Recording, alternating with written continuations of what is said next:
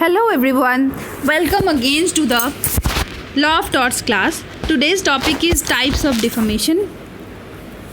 Yesterday we already have discussed about the definition of torts, essentials of torts and types of torts in short. In definition we have discussed that there are eminent jurists who have defined defamation, and then we learned that there are some essential elements to constitute defamation in the court. So now we will detailedly discuss the types of defamation. There are two types of defamation, that is slander and libel. What is slander? Slander occurs when a person's character has been defamed verbally. कोई भी person अगर दूसरे person के against में कोई भी ऐसा sentence या फिर स्टेटमेंट वर्बली बताते हैं, that means it should be in a temporary form.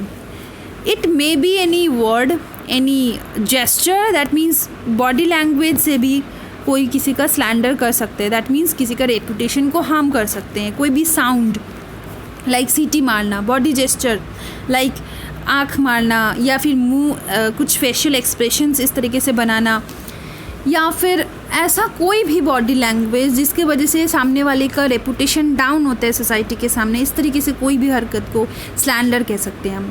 Slander is often difficult to prove as a action is not recorded anyway. Slander को प्रूव करना डिफ़िकल्ट है बिकॉज ये टेम्प्रेरी फॉर्म में होता है and ये रिकॉर्डेड वर्जन में नहीं होता है. दैट्स वाई स्लैंडर को प्रूव करना थोड़ा सा डिफ़िकल्ट है as compare to the libel, because libel is in a permanent form. You can produce the documents also. And then what is libel? Libel occurs when a person's character has been defamed in a written form. So libel तब होता है जब एक person का defamation हम लोग permanent form में या फिर रिटन फॉर्म में करते हैं. ज़रूरी नहीं है रिटेन फॉर्म का मतलब है कि सिर्फ print media that is newspaper में ही हो, या फिर क्योंकि हमने बताया कि publication means that doesn't mean कि आप न्यूज़पेपर में, it may be any social blog, it may be any internet social media statement post, या फिर कोई भी audio visual recordings like video, it may be any song. आपने कोई भी मान लीजिए किसी के बारे में कोई डिफामेटरी लिरिक्स बना के कोई सॉन्ग बनाया, that may also be a form of liable.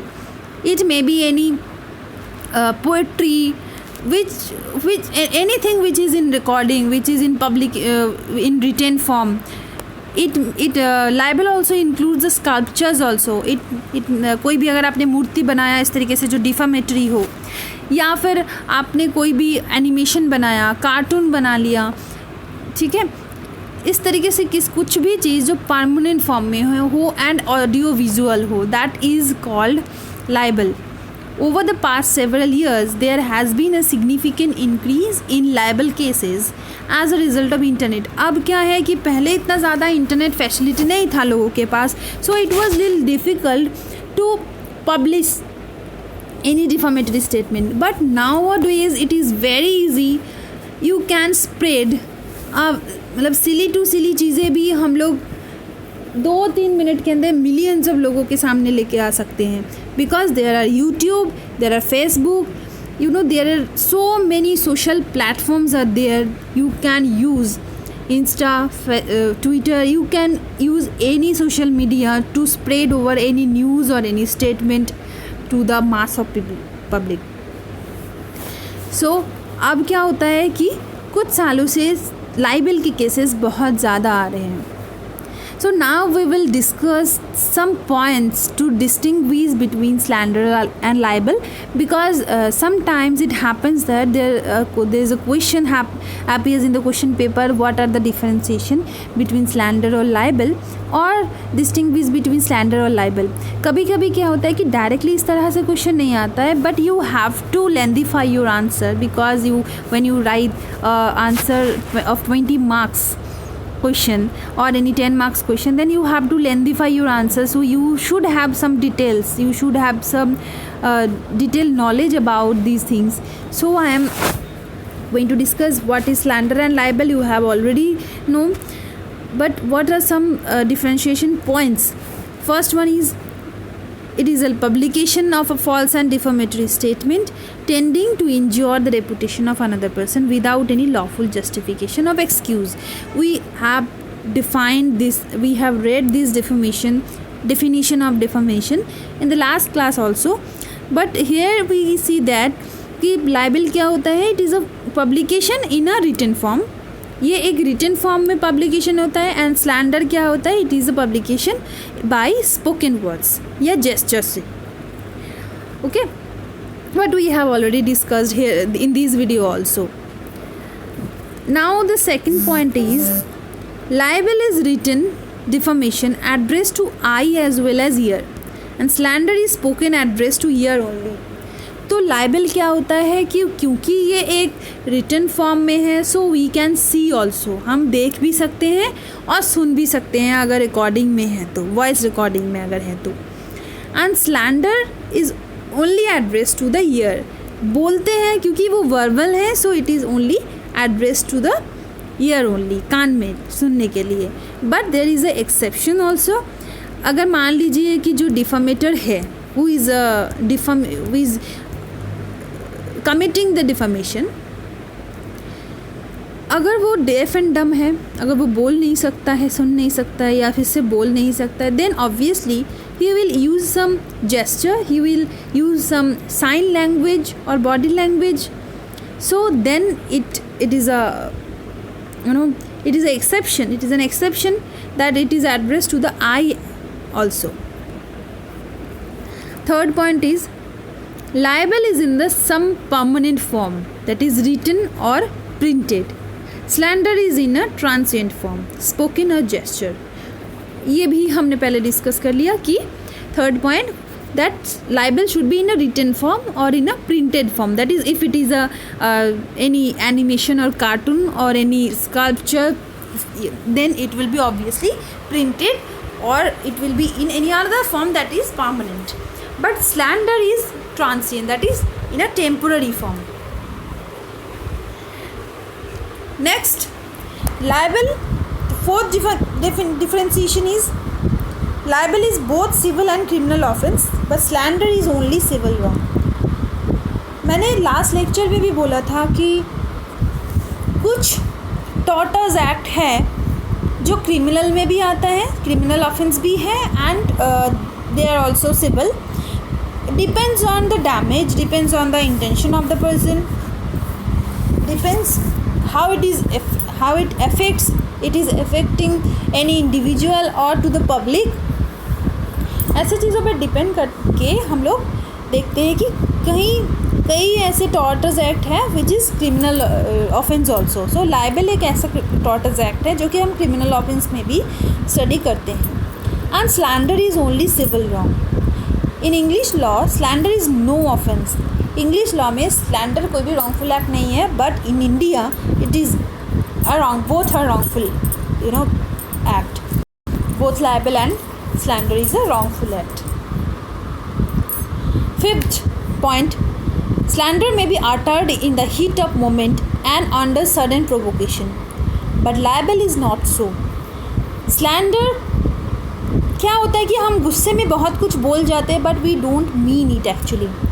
गुस्से में हीट ऑफ द मोमेंट या अंडर सम प्रोवोकेशन हम कुछ भी बोल देते हैं कई बार, लेकिन वो क्योंकि इन अ नॉन परमानेंट फॉर्म होता है तो हम लोग उसको वापस कर सकते हैं. वी कैन एटलीस्ट हम दोबारा से इस चीज़ को लोगों के सामने बहुत ज़्यादा नहीं फैल जाता है, क्योंकि it is in temporary form. तो अगर हम लोग अपने स्टेटमेंट को फिर बाद में चेंज करते हैं, that will also okay. But liable का क्या होता है, क्योंकि वो रिटन फॉर्म में है और वो बहुत जल्दी स्प्रेड भी हो जाता है. तो एंड सबसे बड़ी बात है कि लाइबल क्योंकि ये रिटन है, तो लिखने में एटलीस्ट हमारे ब्रेन को कुछ मोमेंट टाइम मिल जाता है कि at least we can think twice. So it is, हम लोग कह नहीं सकते कि ये हीट ऑफ मोमेंट में है या प्रोवोकेशन में है. The next point is, a libel conduces to the breach of peace but a slander does not. Libel से ब्रीच ऑफ पीस हो सकता है, बट स्लैंडर इतना ज़्यादा इफेक्टिव नहीं होता है. Last differentiation which I will mention here, it is libel is actionable per se, that is it itself is a tortious act, it does not need any proof. इसके लिए prove करना बहुत ज़्यादा डिफ़िकल्ट नहीं है. But slander, as I have told earlier, that slander is difficult to prove actually, but there are some exceptions. In the following cases we will see that slander is a actionable per se. It can be proved with, it can be actionable without any proof. What are those exceptions? Imputation on criminal offence to the plaintiff. अगर आप plaintiff के against में कोई भी criminal offence charge करते हो कि उन्होंने ये काम किया है, he is a criminal, ऐसे cases में slander is actionable per se. Secondly, imputation of a contagious or infectious disease to the plaintiff. अगर आप किसी भी पर्सन के अगेंस्ट ये कहते हैं कि उस पर्टिकुलर पर्सन में कुछ ऐसा इन्फेक्शियस डिजीज़ है या फिर ऐसा कोई भी कंटेजियस डिजीज़ है which is very much communicable and which is very much dreadful, इसके वजह से लोग उनको अवॉइड करने लग जाते हैं, उनके आसपास भी नहीं आते हैं, उनको नेग्लेक्ट करते हैं और उनसे दूर भागते हैं. इस तरीके से अगर चीज़ें होते हैं किसी के साथ and it is prove that you have spreaded some false statement, then it is actionable per se. Number C, imputation that the person is incompetent, dishonest or unfit in regards to the office, profession, trade, business carried by him. अगर आप किसी भी particular person के बारे में उनके competency, उनके job की कॉम्पिटेंसी या फिर उनके कोई भी कैरियर से रिलेटेड या फिर आपने किसी भी तरीके से अगर कोई भी पर्सन को एज डिसऑनेस्ट मैन अगर प्रूव कर या फिर that which proves that he is a dishonest person and इसकी वजह से उनके जॉब प्रोफाइल में या उनके कैरियर में, उनके बिजनेस में या फिर कोई भी मॉनेटरी लॉस उनको हो जाता है जो इरिपेयरेबल है. इस तरीके से अगर कुछ भी करते हैं and which is later on prove that you have stated some wrongful statement, wrong statement, false statement, then you will be liable by slander and it is actionable per se. Thank you for your listening. That's all for the day. See you tomorrow.